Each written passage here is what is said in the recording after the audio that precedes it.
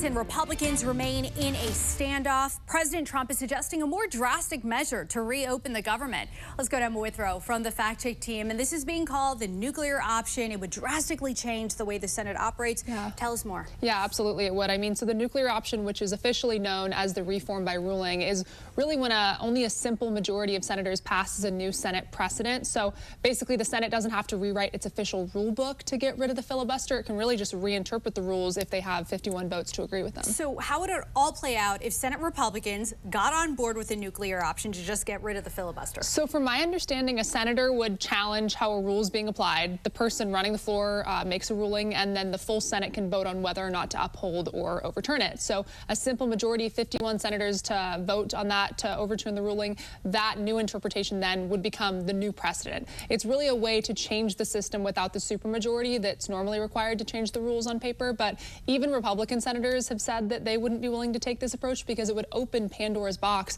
when it comes to passing legislation with just a simple majority rather than those 60 votes that are normally required. So it would really just give an unprecedented amount of power to whichever party is controlling both chambers in the White House. And also interesting, Senate Majority Leader Thune breaking with Trump on this, so we'll see. Yeah. We'll see how far this goes. Emma, thank you. Thanks. Later on, Emma will be back to break down when the nuclear option was used in the past. President Trump is pushing Senate Republicans to desert negotiations with Democrats and use the nuclear option to eliminate the filibuster and reopen the government.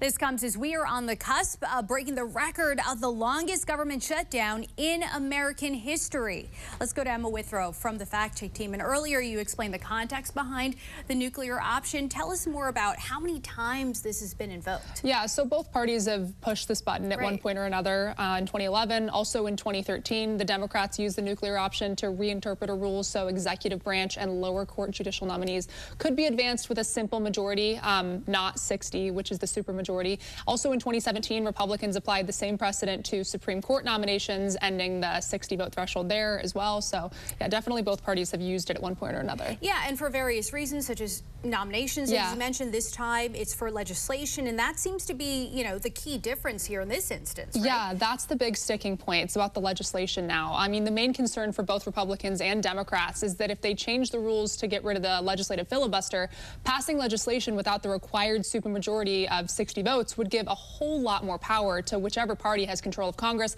and also the White House. So it wouldn't really just change how the Senate operates. It would kind of change what the Senate is. I mean, the minority party would lose almost all of its leverage to block or negotiate bills.